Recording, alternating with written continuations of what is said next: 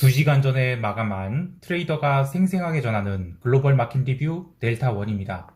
우리 시장은 한동안 그리던 박스를 하향 이탈하면서 급락이 나왔고, 해외 시장 또한 나스닥이 드디어 종가상 13,000포인트를 하향 이탈하면서 급락이 나왔는데요. 하지만 유럽은 또 아랫꼬리를 달고 버텼죠.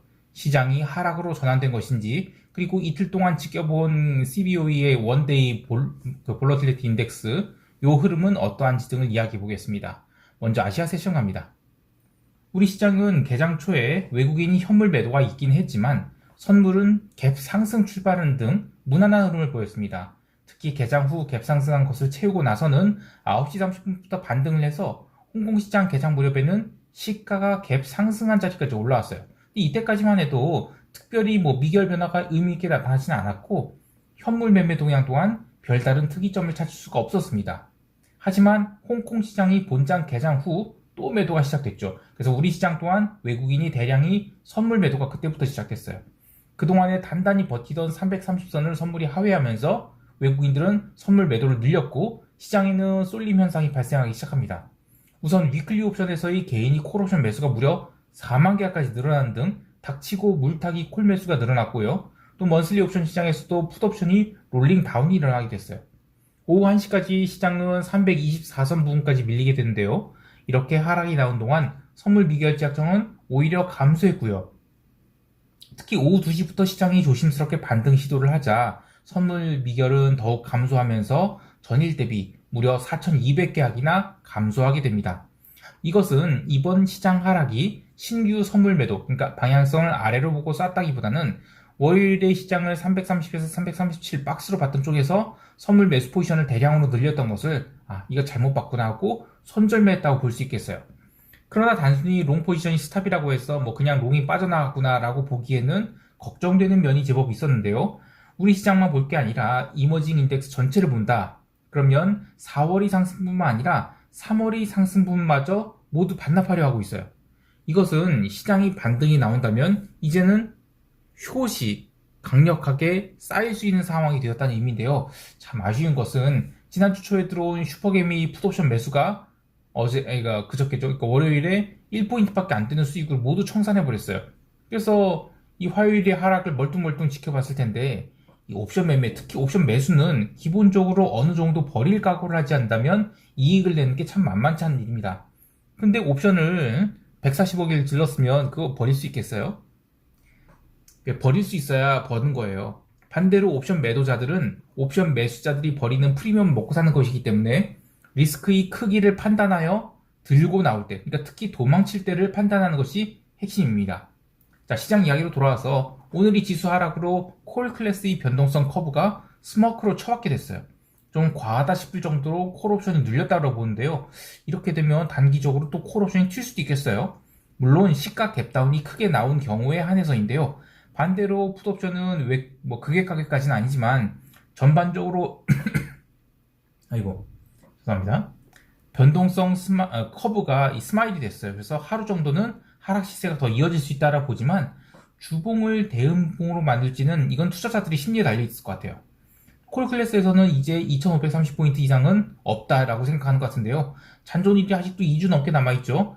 좀 그러면 콜옵션 과하게 늘린 것 같아 싶어요. 반대로 풋옵션은 고평가가 시작한 첫날이라고 보는데 여러 행사가에서 롤링 다운이 일어나면서 풋값이 좀 살아나는데, 그래도 오후 1시 15분부터는 또 현대차랑 모비스 이런 자동차 주식이 강하게 상승하면서 지수를 방어하는 데 성공했죠. 그래서 옵션 가격이 살짝 찌그러졌어요. 그러나 전반적으로 주식시장 분위기가 가라앉고 있고요. 지난 1분기 상승이 더 이상 지속되기 어렵다는 그런 인식이 커지고 있는데요. 4월 둘째 주부터는 주식 비중을 줄여야 되는 입장 그대로 유지 중입니다. 좀 더 자세한 대응 전략은 총평 때 하기로 하고요. 유럽 세션 넘어갈게요.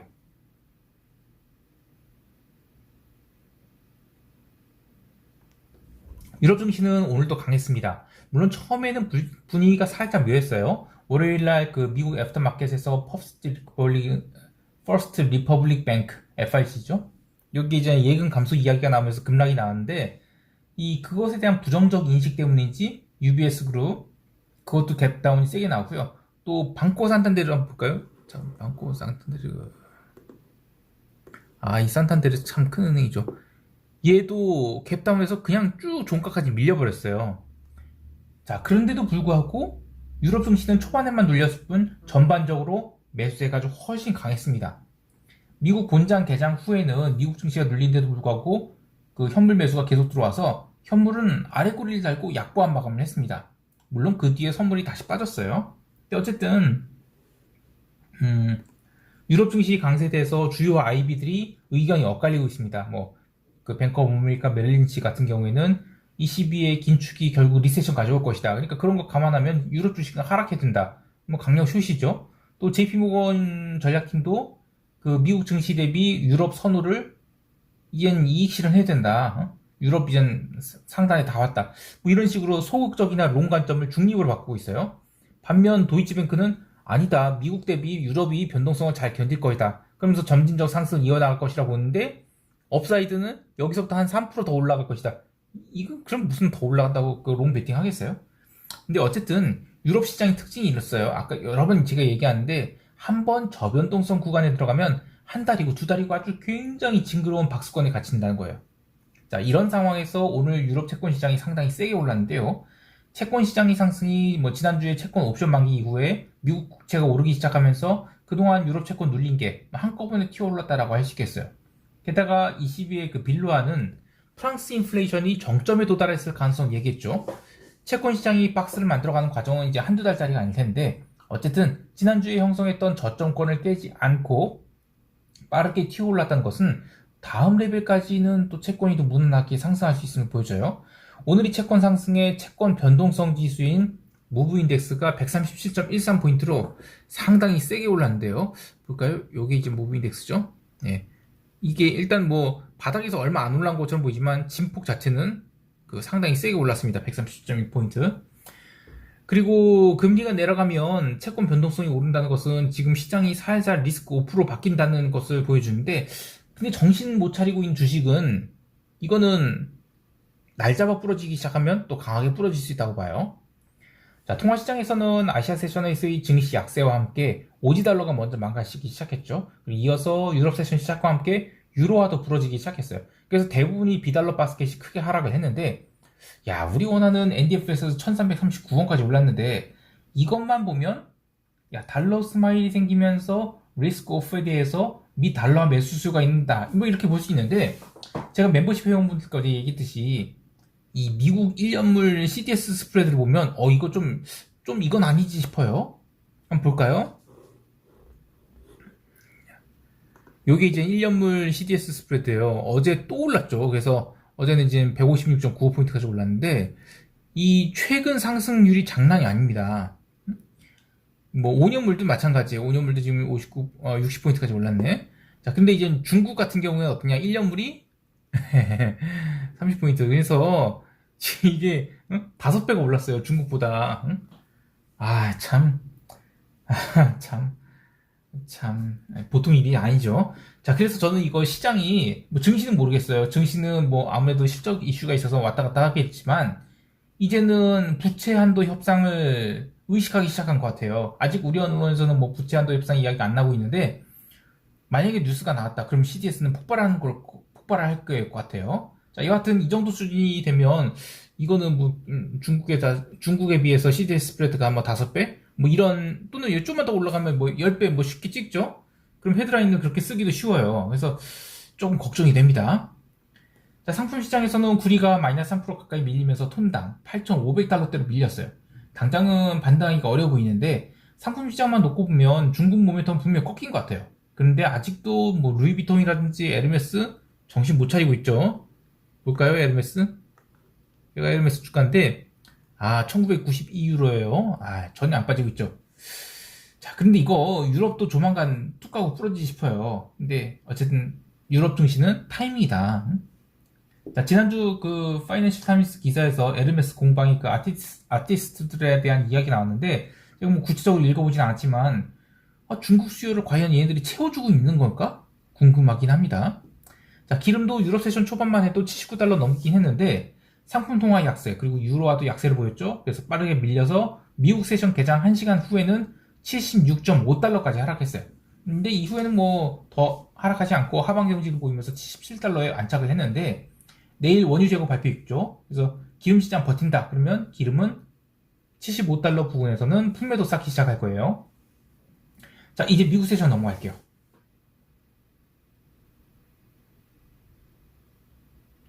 미국 지수 선물은 아시아 세션에서 월요일 오후에 당긴 것을 거의 다 반납한 채 유럽 개장을 맞이했는데요. 이 퍼스트 리퍼블릭 뱅크 이 이슈도 있지만 그보다는 나스닥 선물이 13,000포인트에서 계속 버벅거리는 상황을 과연 시장이 오늘도 견딜 수 있을 것인가, 이런 우려가 더 컸다고 봐요. 개장 초에는 변동성 상승이 얼마 안 됐어요. 이는 그 빅스 선물 5월물이 워낙 콘텐고라서 뭐 그런 것도 있지만 이제 유럽 증시도 굉장히 강하게 버티고 있었죠. 그래서 이제 변동성이 얼마 안 올랐다고 보는데 개장 후 나스닥 선물이 13,000포인트를 바로 깨고 내려가기 시작했어요. 그런데 그때 투매가 나온 게 아닙니다. 오히려 그 조심스러운 눌림 시작되다가 컨퍼런스 보드 소비자 신뢰 지수, 이게 이제 101.3포인트로 또 전월비 하락해서 이제 그 작년 7월 이후 최저치인데, 근데 그거 발표되고 나서는 오히려 나스닥 선물이 일시적으로 13,000 회복하기도 했어요. 근데 그게 전부였죠. 10분 뒤에 다시 하락을 재개하면서 그 뒤로 장마감까지 나스닥 선물 꾸준한 매도세가 나오면서 무려 1.9% 하락을 하게 됩니다. 물론 지금 시황을 작성하고 있는 지금은 나스닥이라든지 뭐 구글, 나스닥 선물이 많이 올랐어요. 이 구글이랑 그 마이크로소프트 실적 발표로 장마감 후에 이제 얘네들이 뭐 8%씩 뭐 상승하고 뭐 그러지요 지금. 그래서 이제 나스닥 선물이 굉장히 긴 아래꼬리 달고 올라왔는데, 이렇게 되면 사실상 뭐 화요일에 장중 하락분을 다 만회한 셈이에요. 근데 그렇다고 해서 시장이 뭐 상승으로 전환되는 피부 포인트인가, 전혀 그렇게 생각하지 않아요. 저는 오히려 매도의 찬스로 여기 생각인데요. 어제 나스닥 선물 매도 3계약 진입했고 이번 주에 또 추가로 2계약 더 실을 거예요. 근데 이 시호 포지션은 굉장히 길게 가져갈 생각입니다.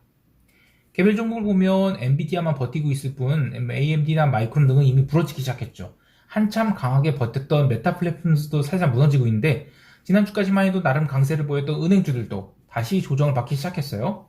그리고 찰스 슈왑 증권주죠. 오늘 51.3달러까지 밀렸는데 저는 이거 50달러 깨면 또 감사합니다 하고 잘 매수할 타이밍을 노릴 거예요. 지난주에 제가 50달러 밑에서 살려고 했다가 못 샀죠. 근데 이번에 다시 내려오고 있으니까 깨고 내려온다 그러면 아주 잘 기다렸다가 살 거예요. 자, 근데 파페치는 제가 4달러 깨면 매수한다고 그랬죠. 근데 오늘 4달러 깼는데 사질 않았어요. 왜냐면 이 중국 모멘텀이 꺾인다면 파페치 매수가 약간 부담스러울 수 있어요. 그래도 저는 3달러 후반대부터는 이제 매수 들어갈 계획이에요. 그래서 조금 더 지켰다가 목요일 정도부터 분할 매수 한번 해볼 생각입니다. 자, 이제 변동성 이야기를 하죠. 어제 오늘 원데이 볼 인덱스, 앞으로는 이제 빅스 1D라고 할 건데, 요거거든요. 이제 빅스 1D 인덱스. 얘가 이제 어제까지만 해도 시장을 굉장히 붙잡고 나서 이제 빅스 1D가 이제 어제 그 월요일 같은 경우에는 9에서 10포인트 사이에 낮은 박스에서 움직였는데, 오늘은 출발이 8.5포인트예요. 근데 얼마 올랐어요? 16포인트 넘게 올랐죠?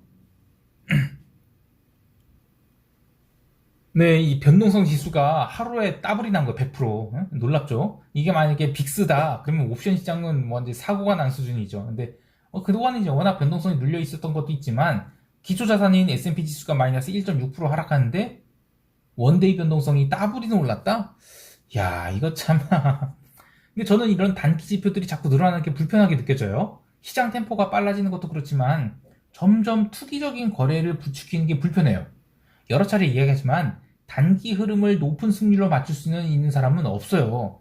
그런데 중기 흐름은 적당한 승률로 맞출 수 있다고 봐요. 그리고 장기 흐름은 모니터 앞에서 저기 한 10m쯤 뒤에서 보이잖아요. 떨어져서 보면 제법 보입니다. 그러니까 결국 큰 돈은 움직이기 마련이고 또 움직이면서 궤적을 남긴단 말이에요. 그래서 따라가기가 쉬워요. 그래서 저는 단기 흐름 같은 거 맞추려고 하지 말고 조금 늦더라도 뭐 시장이 움직인 다음에 쫓아 들어가는 게 낫다, 그렇게 생각해요. 여하튼 그 빅스 9D, 이게 이제 요거죠. 쇼텀 볼. 이 9일짜리 변동성인데, 얘는 이제 그 빅스, 원래 빅스보다는 좀 빠르게 움직인다. 그러니까 선행해서 움직인다고 봐야 되나? 민감도가 높죠. 그래서 그 교차한 지점 찾아서 변동성 방향 추적하는 거. 예를 들면 이제 빅스 9D가 9D가 이제 그 빅스를 아웃퍼폼한다. 그러면 일단은 뭐 리스크 오프 장이라고 볼 수 있겠고, 그 빅스보다 내려간다. 먼저 꺾고 내려간다. 그러면 이제 리스크 온장이라고 볼 수 있겠어요. 자, 그래서 이제 변동성이 방향을 추적하는 것은 도움이 될 것 같은데, 이 빅스 원디 얘는 원데이는 하루짜리 데이터고 이게 매일매일 기록이 없어져요.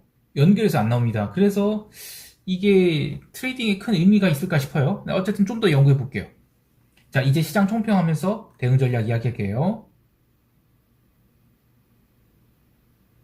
우리 시장은 야간 시장에서 하락이 크게 나왔습니다. 근데 방금 마감한 미국 지수 선물은 저가 대비 1% 넘게 올랐죠. 그래서 의외로 수요일이 시장 하락이 크지 않을 수 있다라고 보는데, 혹시라도 갭다운 나온다 그러면 뭐 풋옵션 1, 2가 부분을 더 매수를 해서 이 갭 상승인데요. 이게 잘못 썼네. 지수가 갭 상승이 나온다 그러면 풋옵션 1, 2가 부분을 더 매수를 할 거예요. 그래서 하방을 더 보강할 겁니다. 근데 그동안에 이제 우리 시장이 변동성이 워낙 눌려 있었기 때문에 이번에 한번 변동성이 뜬 거다. 그러면 변동성 매도에 특별히 조심해야 될 것 같아요. 이번 5월물 옵션 거래가 시작되고 나서 사실상 일주일 만에 옵션 매도 이익을 굉장히 많이 줬죠. 그래서 남은 기간 동안은 오히려 옵션 매수로 방향성을 잡을 계획이에요. 시초가에 오히려 뭐 갭다운 크게 나온다. 그러면 반대로 콜옵션 매수를 할 겁니다. 그래서 반등 노릴 계획인데, 반대로 갭 상승 나온다면 아까 얘기한 대로 풋옵션 매수를 해서 기존 풋레이쇼 스프레드 남아있는 거 이거 리스크를 줄일 계획입니다. 멤버십 회원분들은 어제 소통이 장을 통해서 방울물 콜옵션 매도 포지션은 콜 스모크가 굉장히 심해서 다 뜯어내버리고 차올물 매도로 옮겼다는 거 얘기했죠. 시장이 반등한다 하더라도 추세적 반등이 아닌 매도의 찬스를 볼 겁니다. 해외 시장에 대해서 마찬가지인데요. 일봉상 S&P 4100이 굉장히 중요한 자리이긴 하지만 저는 결국에는 무너질 것으로 봐요. 나스닥 선물 또한 13,000포인트를 뭉갠 이상 이제는 저항으로 작용할 것으로 봅니다. 이제 시장에 숏을 쌓을 때가 되었다고 보는데, 혹여 변동성을 죽이면서 급등을 시킨다 하더라도 어제 들어간 숏은 웬만해서는 정리하지 않을 계획이에요. 기름 시장에서는 75달러의 지지를 확인하기 전에는 콜매도 위주의 양매도를, 그리고 75달러 지지가 나온다 그러면 풋매도 위주의 양매도 포지션으로 기름을 뭉개도록 하겠어요. 자, 오늘 하루도 성공 투자하시길 바라고요. 이상 델타원이었습니다. 감사합니다.